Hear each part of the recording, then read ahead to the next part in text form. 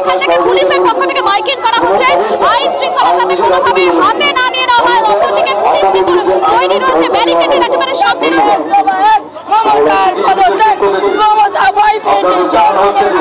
লাগাতার যত সময় যাচ্ছে ততই সাঁতরাগাছি ছবিটা কিন্তু বদলে যাচ্ছে।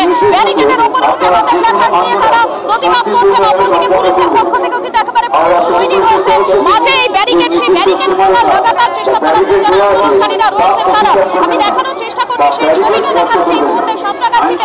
যতই সময় যাচ্ছে ততই কিন্তু এই জায়গাটা সাঁতরাগাছি পরিস্থিতি আরো কিন্তু খারাপ হচ্ছে, কেননা যারা আন্দোলনকারীরা তারা একেবারে নাছোড়বান্দা, তারা কোনোভাবে কিন্তু এই জায়গা তারা ছাড়বেন না। তারা আমি আবার দেখাবো আরো আন্দোলনকারী তারা ব্যারিকেডের উপরে উঠে পড়েছেন, আরো আন্দোলনকারীরা ব্যারিকেডের উপরে উঠছেন। সেখানে উঠে হাতে প্ল্যাকার্ড নিয়ে তারা হাতে দেশের জাতীয় পতাকা, সেই জাতীয় পতাকা নিয়ে ব্যারিকেডের উপরে উঠে বিচারের দাবিতে সরবচ্ছেন যারা রয়েছেন আন্দোলনকারীরা তারা। এই মুহূর্তে সাঁতরাগাছি ছবিটা দেখাচ্ছি টিভি9 বাংলায়, দেখতেই পাচ্ছেন আপনারা।